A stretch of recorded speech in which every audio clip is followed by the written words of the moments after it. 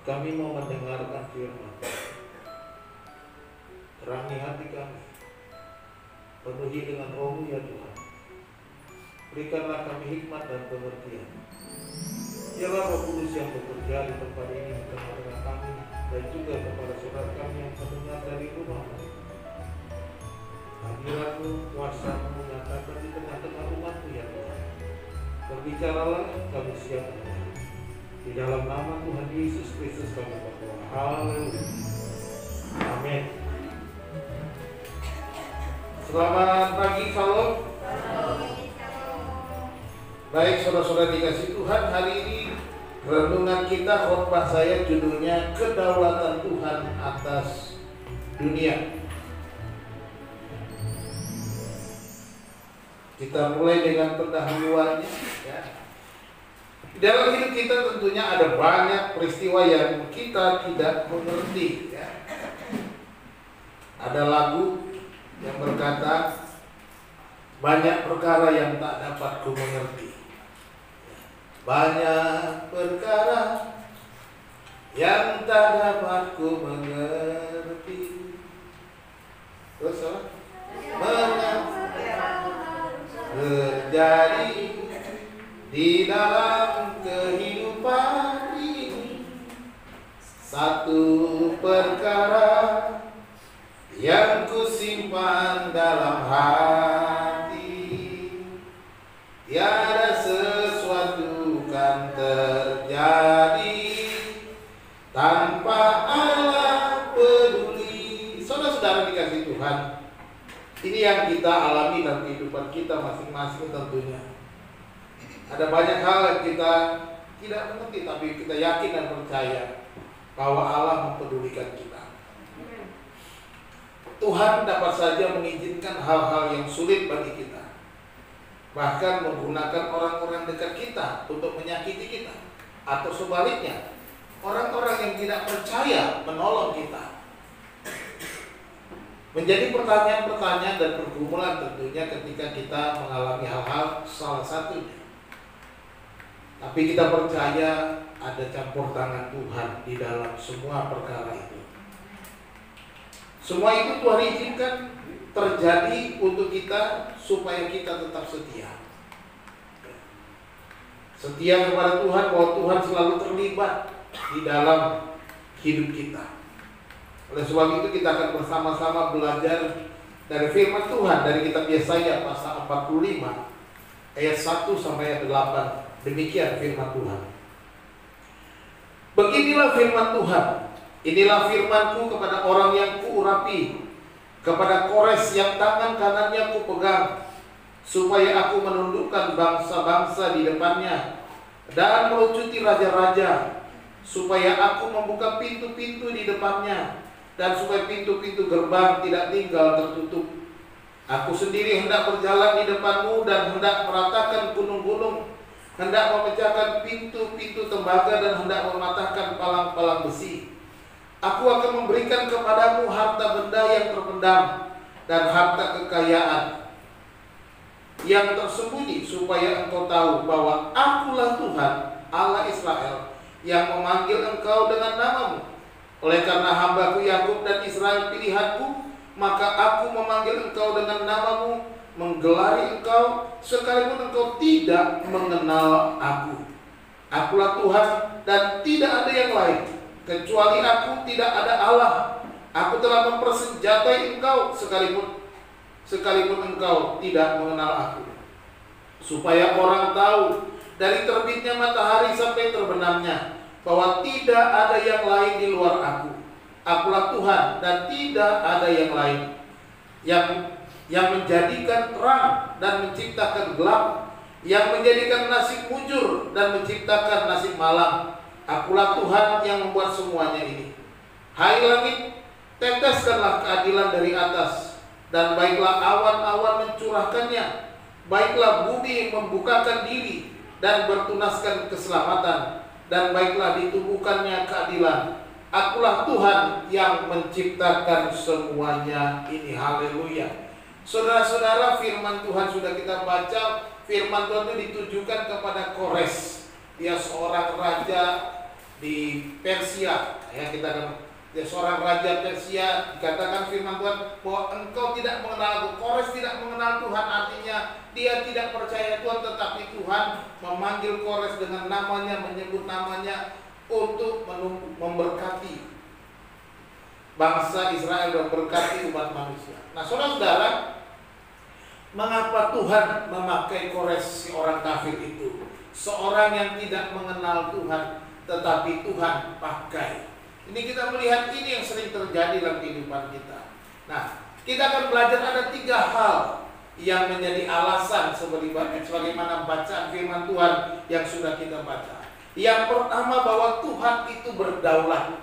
Ya, ini ayat 1 dan 2 dikatakan, beginilah firman Tuhan, inilah firmanku kepada orang yang kuurapi, kepada Kores yang tangan kanannya kupegang, supaya aku menundukkan bangsa-bangsa di depannya dan melucuti raja-raja, supaya aku membuka pintu-pintu di depannya, dan supaya pintu-pintu gerbang tidak tinggal tertutup. Aku sendiri hendak berjalan di depanmu dan hendak meratakan gunung-gunung, hendak memecahkan pintu-pintu tembaga dan mematahkan palang-palang besi. Kita melihat panggilan Tuhan kepada Kores saat itu.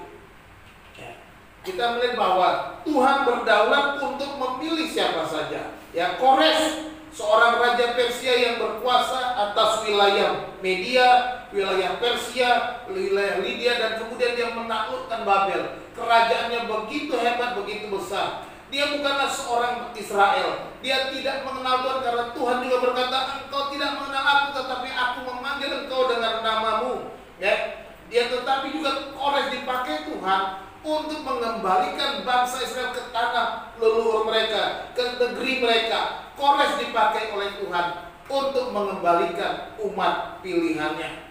Di sini kita belajar bahwa Tuhan berdaulat memakai siapapun, ya, dan juga memakai apapun untuk rencananya atas dunia ini. Jadi kita tidak bisa membatasi karya Allah, tidak boleh membatasi pekerjaan Tuhan, tidak boleh membatasi cara Tuhan dengan akal kita, dengan konsep kita, dengan cara-cara kita, karena Tuhan punya caranya sendiri. Amin. Tuhan punya banyak cara untuk melakukan rencana-rencana, rancangan-rancangannya bagi dunia ini. Kita harus melihat bahwa rancangan Tuhan adalah bagi seisi dunia. Bahwa Tuhan punya rencana, bahkan sampai akhir zaman Tuhan sudah punya rancangan, dan Tuhan memakai apa saja dengan caranya sendiri. Kita tidak boleh membatasi dengan akal kita, dengan pikirannya. Seharusnya Tuhan berbuat begini dan begitu. Tuhan berdaulat melakukan apapun dengan caranya sendiri. Kau selalu punya cara untuk menolongku, ya. Kau dahsyat dalam segala perbuatanmu. Tuhan punya cara untuk menolong siapa saja. Tuhan punya cara dalam melaksanakan rencana-rencana, rancangan-rancangannya atas dunia ini. Tuhan punya cara yang ajaib untuk menolong saudara. Tuhan punya cara mengatasi pergumulan saudara di masa-masa sulit sekarang ini. Tuhan punya cara mengatasi persoalan saudara di masa COVID pandemi sekarang ini. Tuhan punya cara, pegang itu baik-baik. Sekarang mungkin kita nggak melihat. Sekarang kita mungkin nggak mengerti, seperti kita nyanyikan lagu, banyak perkara yang tak dapat ku mengerti, banyak perkara yang tidak dapat ku pahami, banyak hal yang terjadi di hidupku, aku nggak mengerti Tuhan mengapa ini terjadi. Tetapi ingat, Tuhan punya banyak cara. Tuhan berdaulat melakukan segala perkara. Amsal 21 ayat 1 bilang apa? Hati raja seperti batang air di dalam tangan Tuhan, dialirkannya kemana ia ingin. Kores tidak kenal Tuhan, Kores tidak menyembah Tuhan, Kores bukanlah orang yang mengenal Tuhan, menyembah Tuhan, tetapi hati Kores ada dalam tangan Tuhan. Hati Jokowi ada dalam tangan Tuhan. Hati Donald Trump, hati siapa yang menang, Biden, ada dalam tangan Tuhan. Dialirkannya kemana ia ingini. Hatinya Presiden presiden Cina ada dalam tangan Tuhan. Dialihkan kemana Tuhan ini? Jangan takut apapun, siapapun di dunia ini. Hati raja ada di dalam tangan Tuhan. Katakan amin. Hati raja ada dalam tangan Tuhan. Dialirkan Tuhan kemana Tuhan mau. Mari Tuhan berdaulat atas hidup kita. Banyak cara Tuhan dapat lakukan mengatasi seluruh pergumulan kita. Jangan takut, jangan gentar, jangan khawatir, jangan saudara mundur oleh karena hal-hal kecil, hal-hal besar yang menyerang hidup kita. Mungkin ada orang-orang yang menyakiti kita. Jangan kita mundur. Tuhan bisa pakai orang-orang yang tidak kita kenal untuk menolong kita. Tuhan bisa memakai orang-orang yang tidak pernah kita jumpai, justru memberikan kita pertolongan pada waktu yang tepat. Tidak ada yang mustahil bagi Tuhan. Mari kita pegang erat. Dari peristiwa ini kita melihat Tuhan dapat memakai Kores yang tidak menyembah Tuhan, yang tidak mengenal, dia dapat mengubahnya. Tuhan selalu terlibat dalam seluruh peristiwa yang terjadi di dalam dunia ini. Dan Tuhan dapat memakai seseorang ataupun peristiwa untuk mengajar kita tetap mempercayai kedaulatannya. Dalam keadaan yang bagus, percayalah kedaulatan Tuhan. Tuhan berdaulat atas segala peristiwa yang ada di dalam dunia. Pandemi sekarang, apakah Tuhan sedang diam-diam saja? Apakah Tuhan tidak peduli? Tidak. Tuhan selalu peduli dalam kehidupan umatnya. Saya percaya Tuhan punya banyak cara dalam memberkati setiap kita. Sekalipun ada orang-orang yang dipanggil Tuhan oleh karena COVID. Ada pendeta-pendeta yang dipanggil karena COVID. Ada anak-anak Tuhan yang dipanggil karena COVID. Bukan berarti Tuhan berdiam diri. Saya mau selalu katakan, ingatkan. Kalau mereka semua sudah dipanggil Tuhan meninggal, itu adalah cara Tuhan menyelesaikan hidup mereka. Memang harus begitu. Bukan COVID-nya yang kita perlu tahu. Tuhan sudah menyatakan bahwa akan ada COVID pada 2020, 2021, dan ada orang-orang yang akan dipanggil Tuhan melalui cara itu, dan kita harus merasakan itu. Tetapi kita harus berjaga-jaga. Bukan berarti kita hidup semaunya seperti itu.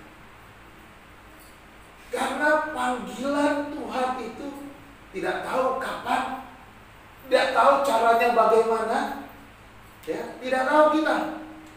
Kita hanya tugasnya melayani Tuhan dengan segenap hati, melakukan tugas kita, melakukan tanggung jawab kita. Kalau ada hal-hal seperti ini, kita tahu ada penyakit, kita tahu ada wabah, tapi kita tidak peduli. Asal-asalan hidupnya, kumpul rame-rame, kerumunan, tanpa masker, peluk-pelukan, ya, wah rame, hura-hura, nyanyi-nyanyi, sampai puas-puas. Ya namanya kita tidak peduli tidak dengan hidup kita. Kita tidak menghargai diri kita. Kita tidak menghargai Tuhan. Itu namanya kebodohan. Ya, jangan pelihara kebodohan. Tapi tetaplah bijak menghadapi segala persoalan. Saya percaya Tuhan berdaulat dalam keadaan kita sekarang, dan Tuhan punya cara mengatasi semuanya, dan kita harus terus bergantung kepada Tuhan, mempercayai kedaulatannya atas semua peristiwa yang kita alami. Yang kedua, kedaulatan Tuhan dinyatakan untuk memelihara umatnya. bahwa Tuhan itu pemelihara umatnya. Ayat 4 bilang, oleh karena hambaku Yakub dan Israel pilihanku, maka aku memanggil engkau dengan namamu, menggelari engkau, sekalipun engkau tidak mengenal aku, kata Tuhan kepada Kores. Demi siapa? Oleh karena hambaku Yakub, oleh karena Israel pilihanku. Artinya Tuhan memelihara umatnya, Tuhan memelihara orang-orang pilihannya, Tuhan memelihara saudara dan saya, sebab saudara dan saya adalah umat pilihan Allah. Katakan amin. Kita ada orang-orang pilihan yang dipanggil sesuai dengan rencana Allah. Roma pasal 8 28 berkata, kita tahu sekarang bahwa Allah turut bekerja di dalam segala sesuatu untuk mendatangkan kebaikan bagi orang-orang yang mengasihi Dia, yang dipanggil sesuai dengan rencananya. Wah, Tuhan memelihara umatnya. Dalam rancangannya Tuhan selalu tertuju kepada umat pilihan. Iya, aku memanggil engkau dengan namamu, kata Tuhan, sekalipun engkau tidak mengenal aku, kepada Kores dia katakan itu. Demi siapa? Demi Yakub, demi Israel. Itu artinya Tuhan pakai Kores untuk menyelamatkan Israel. Demikian juga dengan kita sebagai bangsa pilihan Allah, umat pilihan Allah. Kita adalah umat pilihan yang sudah ditebus oleh darah Yesus yang mahal itu. Kita sudah dibayar lunas dengan darah yang mahal. Saya katakan sekali lagi, kita adalah orang pilihan yang sudah ditebus dengan darah anak tunggal Allah, yaitu Yesus Kristus. Kalau Dia sudah mengorbankan anaknya yang tunggal, kalau darahnya yang mahal itu sudah dicurahkan, bukankah lebih daripada itu Dia akan memelihara hidup saudara dan saya? Untuk apa Dia korbankan darahnya kalau Dia tidak pelihara kita? Untuk apa Yesus datang ke dunia ini, mati di kayu salib, mengorbankan dirinya? Kalau akhirnya saudara yang percaya dibiarkannya saja, tidak mungkin. Logika dong. Pastilah Tuhan memelihara hidup.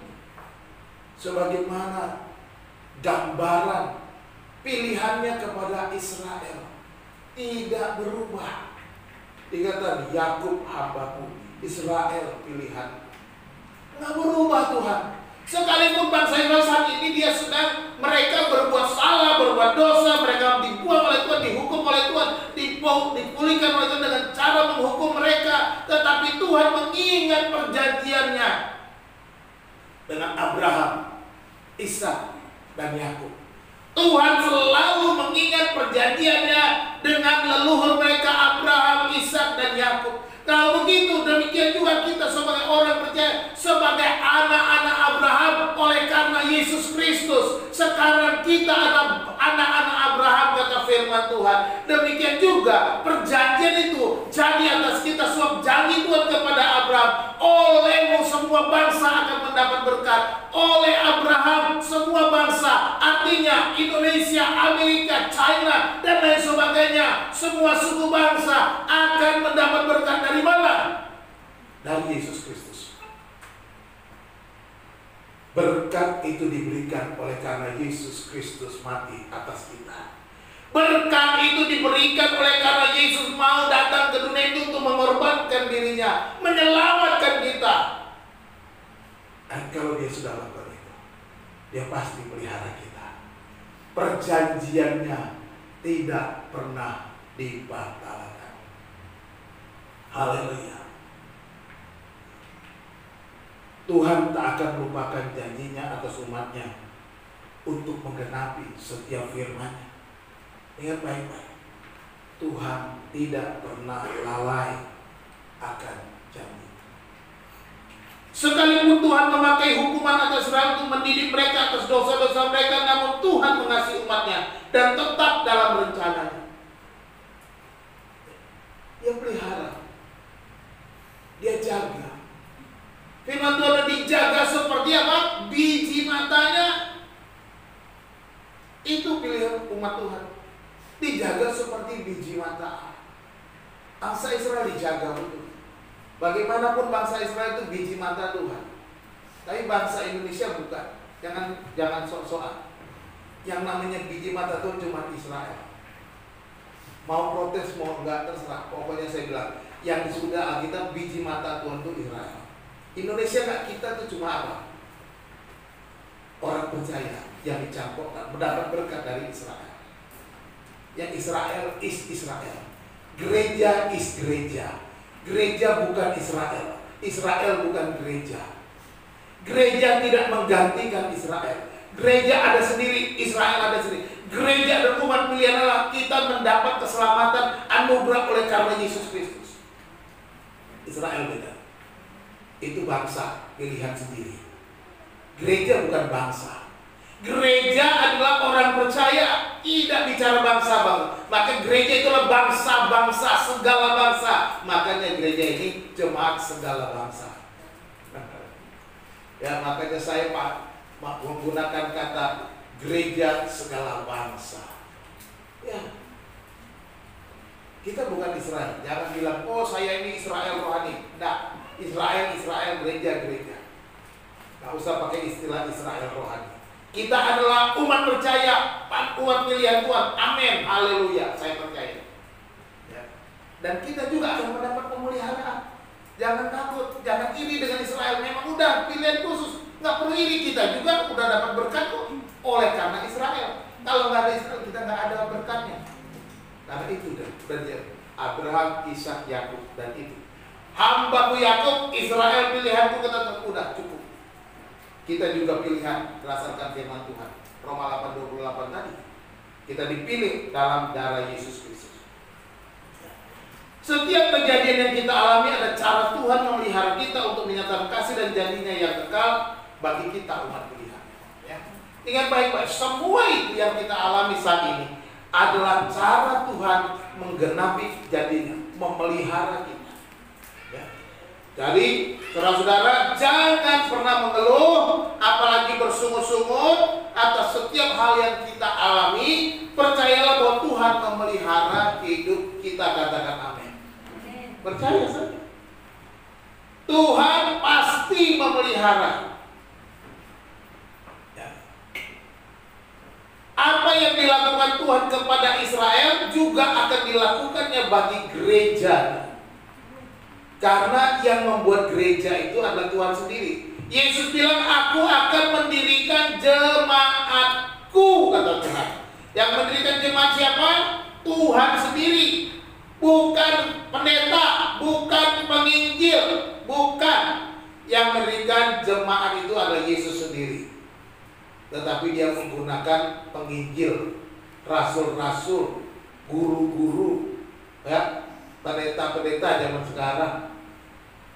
Mereka dipakai untuk bekerja membangun jemaat Tuhan, bukan jemaat PB, bukan jemaat GKI, bukan jemaat HKBP, tapi jemaat Tuhan. Ya, kalau yang namanya PB, HKBP, GKI itu organisasi. Kalau organisasi itu bikinan manusia. Karena bikinan manusia harus dibuat undang-undang, harus dibuat peraturan, nah itu di dunia. Tapi ketika kita nanti di surga nggak ditanya, lo dari gereja mana? Pipi, oh pendetanya siapa? Pak Ferdinand, oh boleh masuk. Enggak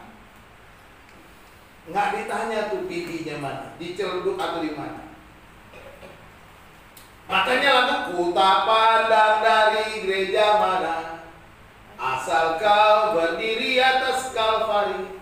Kalau hatimu seperti hatiku, kaulah saudara dan saudariku. Gereja itu bukan merek. Merek itu organisasi. Gereja itu orang percaya, ya. Jadi Tuhan pasti memelihara di dalam setiap peristiwa. Ketika dia pakai Kores, dia mau memelihara umatnya. Dia mau memakai siapa saja untuk memelihara umatnya. Yang ketiga, tujuan Tuhan memakai Kores itu menyatakan kuasanya, itu menyatakan bagaimana menggunakan cara-cara yang tidak masuk akal kita adalah untuk menyatakan dirinya. Tuhan mau menyatakan dirinya. Ayat 3, ayat 5, ayat 6, ayat 7 bilang, aku akan memberikan kepadamu harta benda yang terpendam dan harta kekayaan yang tersembunyi, supaya engkau tahu bahwa akulah Tuhan Allah Israel yang memanggil engkau dengan namamu, kata Tuhan kepadamu. Ayat 5, akulah Tuhan dan tidak ada yang lain kecuali aku, tidak ada Allah. Aku telah mempersenjatai engkau sekalipun engkau tidak mengenal aku. Ayat 6, supaya engkau tahu dari terbitnya matahari sampai terbenamnya bahwa tidak ada yang lain di luar aku. Ayat 7, yang menjadikan terang dan menciptakan gelap, yang menjadikan nasib mujur dan menciptakan nasib malam. Akulah Tuhan yang membuat semuanya ini, kata firman Tuhan. Perhatikan di situ. Tuhan menyatakan supaya kau tahu, akulah Tuhan. Ya. Jadi di sini Tuhan memakai setiap hal dalam hidup kita untuk menyatakan dirinya, sama seperti yang memakai Kores untuk menyatakan bahwa Dia adalah Tuhan Allah Israel. Jadi tujuan segala perkara yang kita alami adalah supaya kita mengenal Tuhan, semakin mengenal Tuhan, bahwa Dialah Tuhan. Dalam keadaan kita sekarang COVID pandemi ini, kita merasakan ketakberdayaan. Kita menyadari Engkaulah Tuhan yang akan memeliharaku, Engkaulah Tuhan yang menyatakan kasih. Dan di dalam hal ini kita akan berserah kepada Tuhan.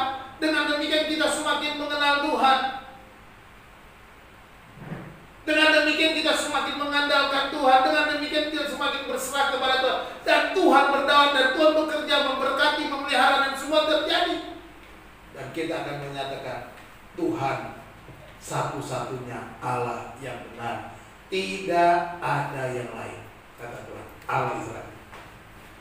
Perhatikan ayat 3 dulu, supaya engkau tahu, gitu ya, ayat 3 itu ya. Ayat 3 dikatakan, supaya engkau tahu bahwa akulah Tuhan Allah Israel. Kemudian ayat 6, supaya orang tahu dari terbitnya matahari sampai terbenamnya. Ya. Ayat 5 juga deh.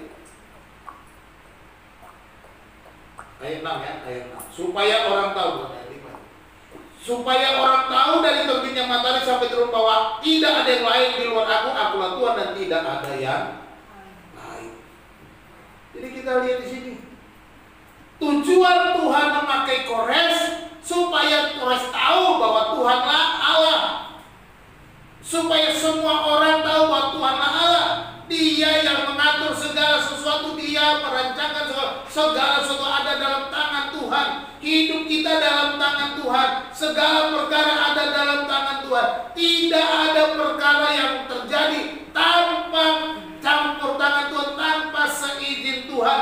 Hal-hal buruk sekalipun semuanya karena izin Tuhan. Tidak ada perkara yang buruk tanpa diizinkan Tuhan. Lihat kepada Ayub. Apakah ada hal buruk kepada Ayub oleh karena kebencian? Oleh karena Tuhan marah? Tuhan izinkan. Setan datang kepada Tuhan. Itu karena tanganmu melindungi Ayub. Makanya dia begitu, sehingga dia tetap menyembah Engkau. Tuhan bilang silakan, tapi jangan nyawanya. Jadi ada batasan-batasan yang Tuhan sudah buat atas peristiwa. Jadi jangan takut. Apapun yang terjadi dalam dunia, ada batasan-batasan yang sudah Tuhan buat. Ada pagar yang Tuhan buat bagi kita. Beberapa waktu yang lalu, saat saya tidur, saya dikaget dibangunkan Tuhan. Karena saya teriak-teriak, dalam nama Yesus, dalam nama Yesus. Bangun, buat teriak. Makin kencang saya, dalam nama Yesus. Ada apa, Pak? Saya mimpi.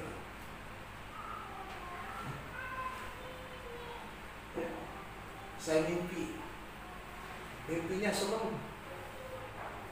Ada kepala kepala menggelinding dari pos satpam, gelinding masuk ke dalam rumah. Gelinding masuk, kepala tengkorak itu, gelinding. Si putra yang bilang, Papa ada kepala gelinding, dia takut dalam portnya. Terus kemudian nggak tahu saya lagi pegang seperti keranjang. Ketika masuk ke dalam rumah, masuk dari pintu yang lama itu, masuk dari dapur, ruang makan dapur, lalu sekalian itu langsung saya tangkap, kepala masuk dalam keranjang itu. Saya pegang. Nah ketika saya pegang, itu kepala berubah menjadi burung.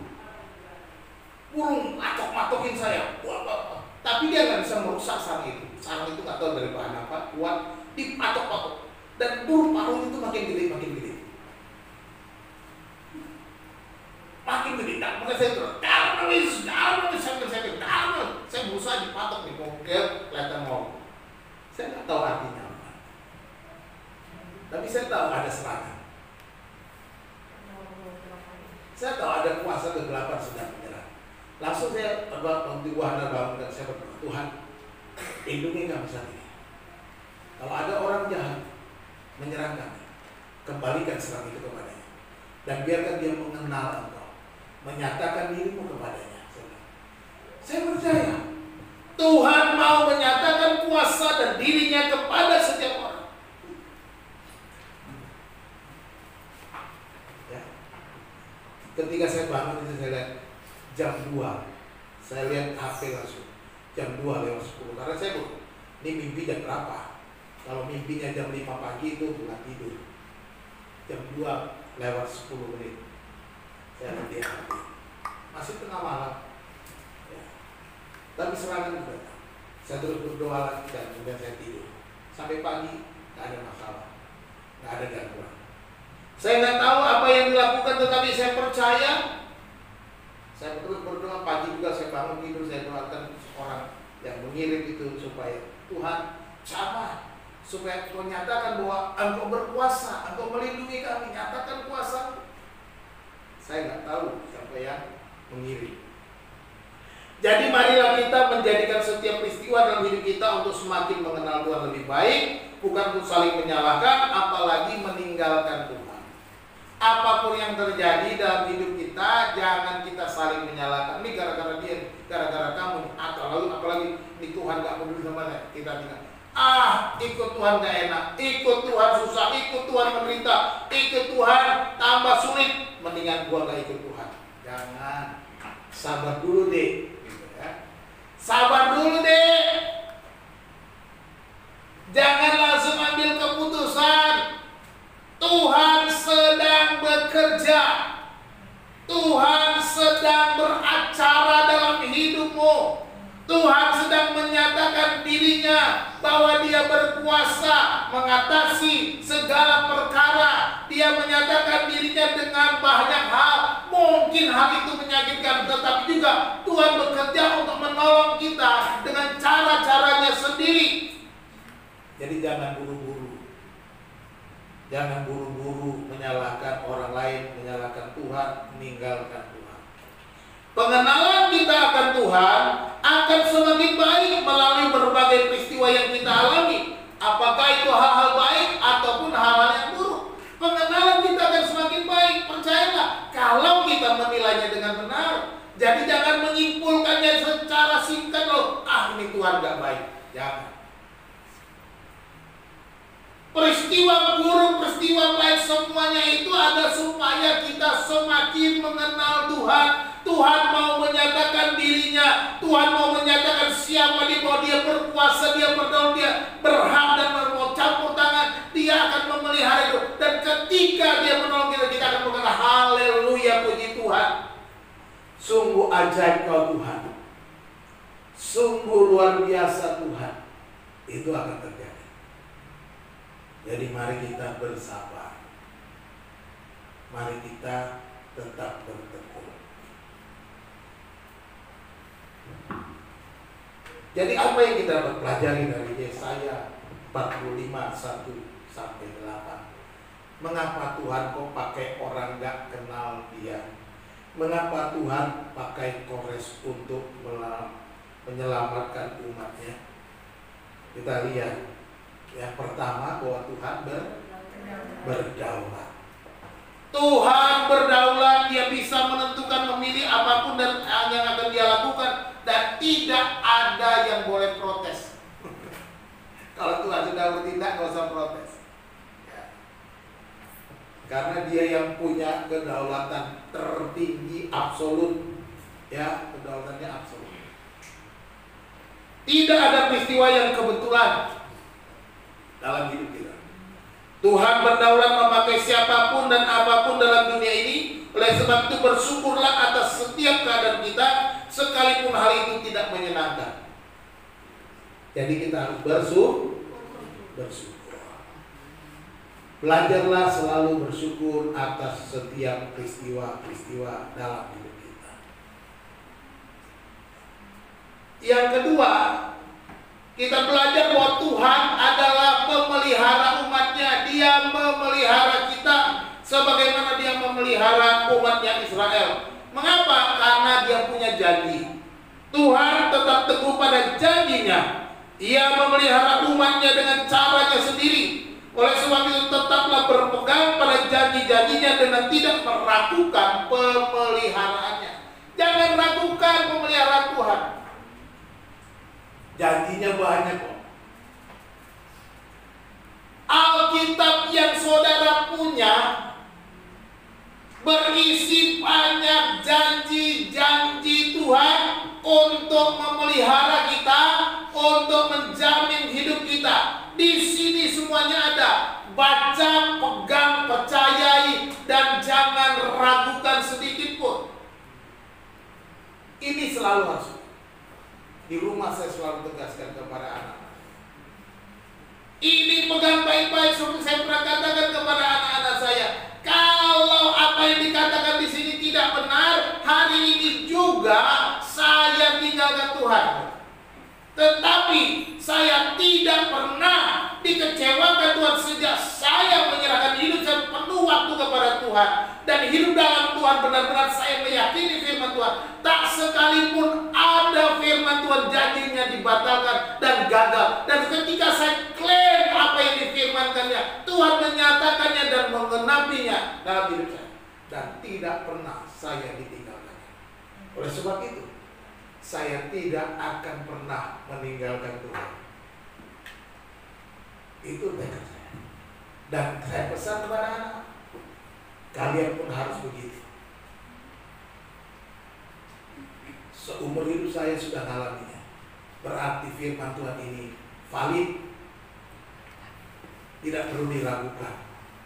Dan kalian bisa pegang, percaya. Dan kalian bisa buktikan, silakan. Jemaat Tuhan, silakan buktikan. Saya nyatakan firman Tuhan valid, apa yang difirmankan. Kalian buktikan sendiri. Dan kalian akan mengalami bahwa Dia akan memelihara kita. Yang ketiga, Tuhan menyatakan dirinya. Tuhan memakai setiap peristiwa untuk menyatakan dirinya, agar kita semakin mengenal Dia dengan lebih baik dan mempercayainya bahwa Dialah satu-satunya Tuhan dan tidak ada yang lain.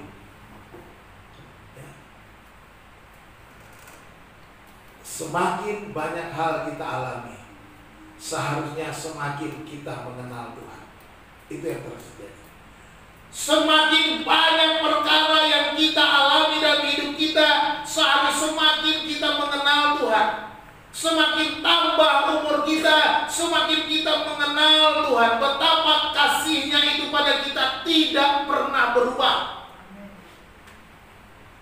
Dia menyatakan dirinya, Dialah Tuhan dan tidak ada yang lain. Katakan itu amin. Gak ada yang lain. Jangan ragukan Tuhan. Kalau ada yang meninggalkan Tuhan, saya bilang bodoh. Bodohlah orang-orang yang meninggalkan Tuhan, yang meninggalkan Alkitab firman Allah hanya untuk kepentingan-kepentingan perut, hanya untuk kepentingan-kepentingan jabatan, hanya untuk kepentingan-kepentingan pribadi. Bodohlah mereka. Sebab mereka belum mengenal Tuhan yang sebenarnya. Kalau engkau mau mengenal Tuhan, satu-satunya Allah yang benar, kau dapatkan dalam Alkitab. Kalau nggak percaya, baca sendiri. Buktikan sendiri. Tuhan menyatakan dirinya dalam setiap peristiwa hidup kita. Kiranya Tuhan Yesus memberkati kita. Amin. Kita berdoa. Tuhan, terima kasih untuk firman-Mu, bahwa Engkau Tuhan Allah yang berdaulat atas hidup kami. Engkau Tuhan yang memelihara hidup kami. Engkau yang Tuhan yang menyatakan diri-Mu, tidak ada yang lain selain Engkau di dalam hidup kami, melalui setiap peristiwa yang kami alami. Oleh sebab itu Tuhan, kuatkanlah kami ya Tuhan, mampukan kami ya Tuhan untuk bisa berjalan memegang teguh janji-janji-Mu, firman, supaya yang kami dengar hari ini itu tertanam di hati kami, di hati dan pikiran kami, untuk kami tidak melenceng sedikit pun, bahkan meninggalkan Engkau, karena Tuhan tidak ada yang lain selain daripada Engkau.